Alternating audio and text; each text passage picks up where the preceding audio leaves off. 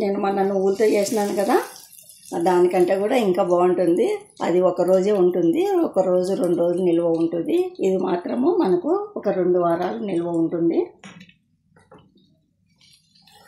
Hi అండి, welcome to my channel Anuradha రఘువీర్. అందరికీ గుడ్ మార్నింగ్ అండి. ఈరోజు కరివేపాకుతో పచ్చిమిరపకాయలు వేసుకొని తొక్కు చేసుకున్నాము. ఇది కూడా చాలా బాగుంటుంది, టేస్ట్ కూడా ఉంటుంది. మనకి ఎప్పుడన్నా పప్పు చేయనప్పుడు ఏదో రసము పెరుగన్నం తినాలనుకుంటాం కదా, అట్లాంటప్పుడు ఇది కారంగా ఈ కరివేపాకు మంచి వాసనతో బాగుంటుంది. దాంతోపాటు పచ్చిమిరపకాయలు వేసుకుంటాం కదా మనము, అప్పుడప్పుడు మధ్యలో పచ్చిమిరపకాయ నమ్ముకుంటా తిన్నామంటేనే ఇంకా సూపర్ టేస్ట్గా ఉంటుంది. ఏం లేదా, కాయగూరలు లేవు, ఏం లేదు, ఓపిక లేదు అనుకునేటప్పుడు అన్నం చేసుకొని అన్నంలో బాగా కలుపుకొని తిన్నా కూడా చాలా టేస్ట్ ఉంటుంది. లేదంటేనా కొంతమంది ఓపిక ఉంటేనా 2 వేరుశనగకాయ విత్తనాలు అట్లా వేసుకొని తర్వాతకి వేసుకొని ఈ మసాలా అంతా కలుపుకొని తిన్నామంటేనా సూపర్ టేస్ట్ ఉంటుంది, చాలా బాగుంటుంది. ఇప్పుడు నేను అది ఎలా తయారు చేస్తానో చూద్దాం రండి. మరి ఈ కరివేపాకు పచ్చిమిర్చి తొక్కుకు మనకి ఏమేమి కావాలో చూసేసుకున్నాము ఒకసారి. మెయిన్ కావాల్సినది కరివేపాకు పచ్చిమిర్చి కూడా కారం లేకోకుండా ఉండాలా, సప్పగానే ఉండాలా. ఇవి కారం ఎక్కువ ఉన్నాయనుకో తినలేము మనము కూర కూడా.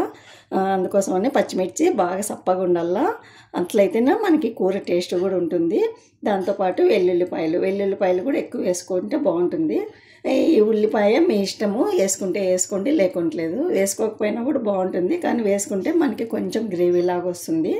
దానికి తోడు ఈ బెల్లము బ్యాలెన్స్ వస్తుంది అనమాట. మనకి చింతపండు ఈ పచ్చిమిర్చి అన్నీ ఉంటాయి కదా, దానికి బ్యాలెన్స్గా ఈ బెల్లము, ఇంకా కొంచెము చింతపండు అంటే ఒక చిన్న నిమ్మకాయ అంత సైజు. ముందు స్టవ్ అంటించుకొని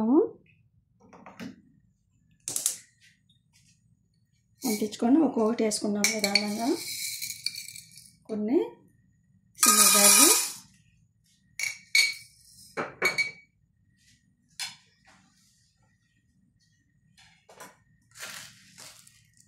ధనియాలు,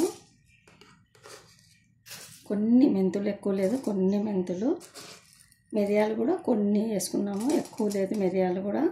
మనం పచ్చిమిరపకాయలు వేసుకున్నాం కదా, దానికి తోడు కొన్ని మిరియాలు వేసుకుంటే బాగుంటుంది.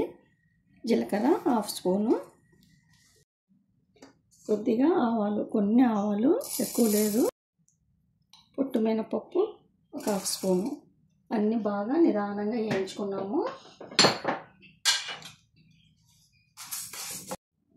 ఇంకా అన్నీ బాగా వేగిపోయినాయి. ఇప్పుడు ఒక ప్లేట్లోకి తీసేసుకున్నాము. ఇంకా కరివేపాకును కూడా బాగా వేయించుకున్నాము. బాగా క్లీన్గా ఒక 2 సార్లు కడుక్కొని బాగా ఆరేసుకొని తర్వాత మనము చేసుకోవాలా. కరివేపాకును కూడా నిదానంగా వేయించుకున్నాము. కొంచెం మనకు క్రిస్పీగా రావాలా, ఇట్లా అంటే ఇరిగిపోవాలా. మంటను సిమ్లోనే ఉంచి నిదానంగా వేయించుకోండి. ఇంకంతా బాగా వేగిపోయింది. ఇంకా దీన్ని కూడా సపరేట్ ప్లేట్లోకి తీసేసుకున్నాము. చూడండి, ఇలాంటి ఇరిగిపోతుంది, ఇరిగిపోతుంది. దీన్ని కూడా ప్లేట్లోకి తీసేద్దాము.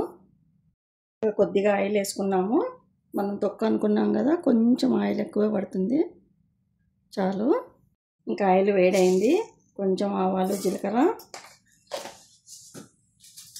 ఎండుమిర్చి, కొంచెం కరివేపాకు వేసి వేయించుకున్నాము. ఇప్పుడు ఎల్లిపాయలు కూడా వేసేసుకున్నాము. ఇంకా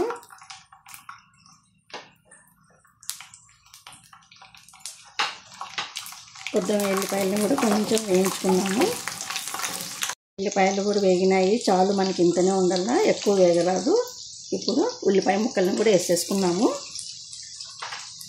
ఈ ఉల్లిపాయ ముక్కలను కూడా కొంచెం వేయించుకున్నాము. ఇంకా గ్రైండ్ చేద్దాము. చూడండి, అన్నీ బాగా వేగిపోయినాయి. ఇప్పుడు ఇంకా ఎల్లిపాయలు, పచ్చిమిర్చి అన్నీ బాగా వేగిపోయినాయి. ఇప్పుడు కొంచెం పసుపు, ఉప్పు వేసుకొని అట్లనే చింతపండు రసం కూడా పిండేద్దాము. ఇంకా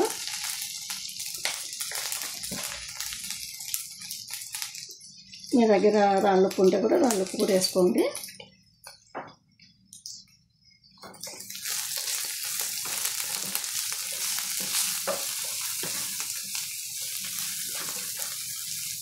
చింతపండు రసాన్ని కూడా వేసేద్దాము.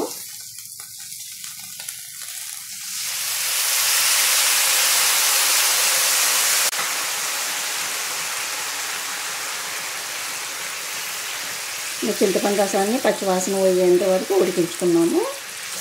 ఇంకా కొంచెం వాటర్ పడతాయి, వాటర్ కూడా వేసుకున్నాము. ఇంకా కొంచెము వాటర్ కూడా వేసేసినా నేను ఆల్రెడీ, సరిపోతుంది. ఇంకా ఇంత ఉంటేనా దీన్ని ఒక 5 నిమిషాలు ఉడికించుకున్నాము.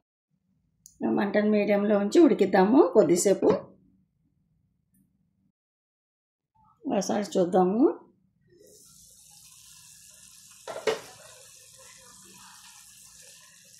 ఇంకా కొంచెం దగ్గర పడాలా. మనకి మిరపకాయలు కూడా ఇంకా కొంచెం మెత్తగా కావాలా.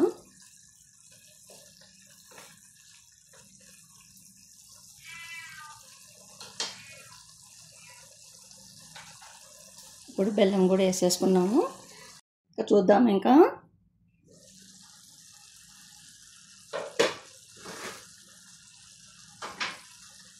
బాగా దగ్గర పడింది. ముక్క కూడా పచ్చిమిర్చి ముక్క కూడా మెత్తబడింది. ఇప్పుడు మనము దంచి పెట్టుకున్నాం కదా ఈ కరివేపాకు అన్ని పొడి, ఈ పొడిని కూడా వేసేద్దాము. ఇంకంతా బాగా కలుపుకున్నాము. ఒకసారి నిదానంగా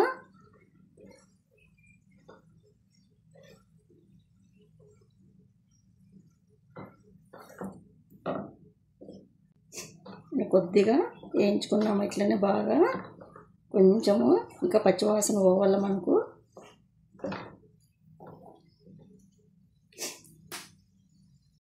మీకు ఇగిన కొంచెం ఆయిల్ గిన తక్కువైంది అనిపిస్తేనా మరి కొంచెం ఆయిల్ వేసుకోండి. పచ్చి ఆయిల్ ఏం కాదు, వేసుకున్నా కూడా ఏం కాదు, బాగుంటుంది. ఏం పచ్చివాసన అట్లా ఏం రాదు. ఇది 2 వారాలు అట్లా మనకి నిల్వ ఉంటుంది ఫ్రిడ్జ్లో పెట్టుకున్నామంటేనా. లేదు మనకి ఏదన్నా కాయగూరలు లేనప్పుడు అట్లా ఉన్నప్పుడు ఈ తొక్కు కొంచెం ఇంత తొక్కు తీసేసుకొని 2, 4, 5 పచ్చిమిరపకాయలు వేసుకున్నారంటే కూడా అన్నం చాలా సూపర్గా ఉంటుంది. ఇంకేం అవసరం ఉండదు. మనకి కరివేపాకు రైస్ ఎట్లుంటుందో అట్లనే ఉంటుంది.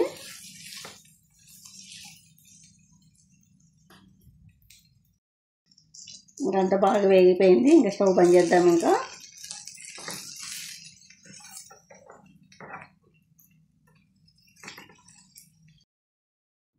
చూసినారు కదండి, కరివేపాకు పచ్చిమిర్చితో తొక్కు నేను ఎలా తయారు చేశాను. మీకు గిన్నె నచ్చినట్లయితే లైక్ చేయండి, షేర్ చేయండి, సబ్స్క్రైబ్ చేసుకోండి. మరో మంచి రెసిపీతో మీ ముందుంటాను. ఓకేనండి, బాయ్ బాయ్.